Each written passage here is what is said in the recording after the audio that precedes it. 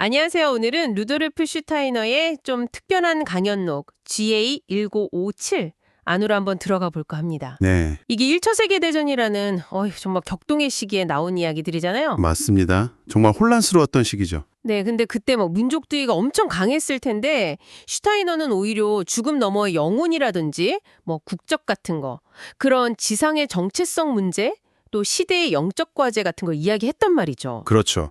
어떻게 보면 시대 흐름과는 좀 다른 방향의 이야기들을 던진 거죠. 네, 그래서 오늘 이걸 좀 깊이 파보면서 우리 삶과 정체성에 대한 핵심적인 통찰들, 좀 날카로운 부분들을 뽑아보려고 합니다. 좋습니다.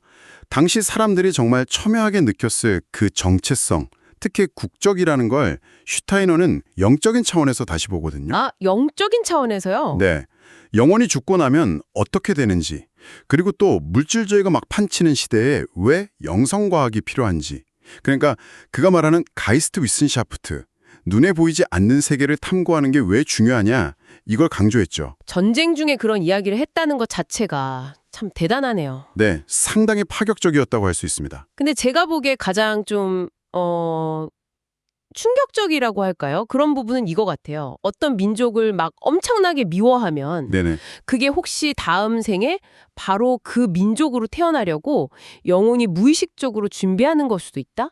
이런 말이요. 이게 뭐죠? 약간 예고편 같은 건가요? 하하, 예고편이라.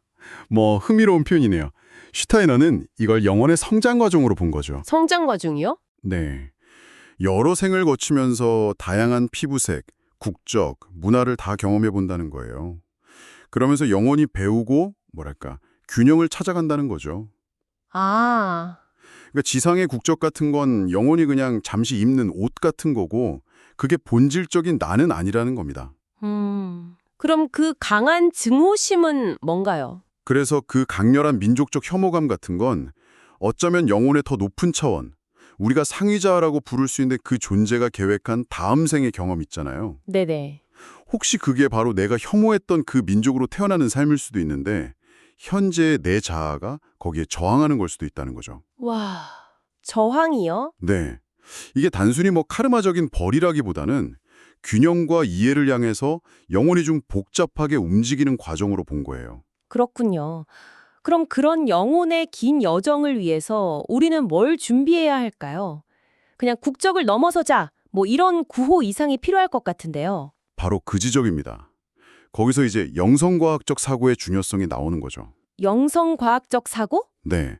슈타이너는 영적인 개념, 그러니까 눈에 보이지 않는 비물질적 세계에 대해 깊이 생각하는 거, 그 행위 자체가 영혼을 단련시킨다고 봤어요. 생각만으로요? 그렇죠. 중요한 건 그 개념이 객관적으로 뭐 맞다, 틀리다 이게 아니라요.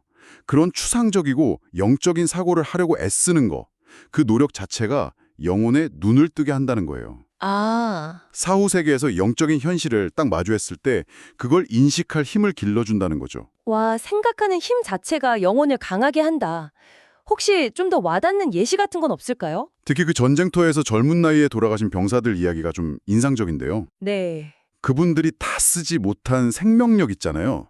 슈타이너는 이걸 에테르체라고 불렀는데 이 남겨진 생명 에너지가 살아남은 우리들의 영적 탐구를 위한 어떤 잠재적인 자양분이 될 수 있다고 봤어요. 남겨진 에너지가요? 네, 더 나아가서는 우리가 영적인 생각을 통해서 의식적으로 노력을 기울이면 물리적인 죽음을 넘어서 그 영혼들과 어떤 형태로든 소통할 가능성까지도 열어놨고요. 소통까지. 이야기가 점점 깊어지네요. 그럼 개인의 노력을 넘어서 혹시 각 문화권마다 좀 고유한 역할 같은 것도 이야기했나요?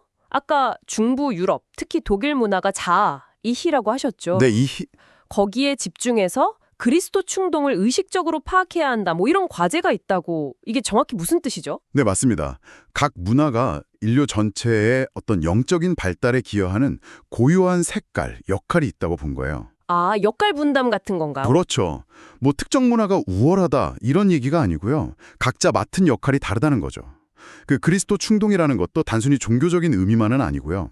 인류를 개별적인 자의식과 사랑으로 이끌어가는 어떤 진화적인 힘으로 봤어요. 그래서 서구 문화가 주로 의식혼, 그러니까 지성에 기반한 영혼 활동 발달에 좀 더 기여한다면 중부 유럽은 자아, 이희를 통해서 이 그리스도 충동을 더 깊이 그리고 의식적으로 받아들이는 역할이 있다고 보는 거죠. 그렇군요. 그럼 그런 영적 과제를 수행할 때 당시 막 발전하던 기술 문명 같은 물질적인 힘 있잖아요. 그런 거랑은 어떻게 관계 맺어야 한다고 봤을까요? 그냥 피해야 할까요? 오히려 그 반대였습니다. 슈타이너는 아리만적 힘이라고 불렀는데요. 아리만적 힘이요. 네, 그게 극단적인 물질주의나 좀 차가운 지성, 현대 기술 같은 것들인데 이걸 외면하거나 도망칠 게 아니라 오히려 의식적으로 딱 이해하고 영적인 목적을 위해서 활용해야 한다고 봤어요. 활용을요? 네, 예를 들어서 스위스 도르나흐에 직접 설계한 괴테아눔이라는 건축물이 있잖아요. 아, 네. 독특하게 생겼죠. 그렇죠. 거기에 당시 최신 기술이던 전기 설비 같은 걸 그냥 기능적으로만 넣은 게 아니라 건축물 전체의 어떤 영적인 표현이랑 조화시키려고 했었거든요. 그것도 이런 맥락에서 볼 수 있습니다. 듣고 보니까 정말 전쟁, 국적 같은 현실 문제에서 시작해서 영혼의 여정, 내면 단련, 문화 역할, 심지어 기술까지 와, 이걸 다 관통하는 하나의 시선이 느껴지는 것 같아요. 맞습니다. 핵심은 그거죠. 표면적인 정체성이나 갈등, 그 너머에 있는 영혼의 더 큰 그림을 보려고 했다는 거. 더 큰 그림. 네.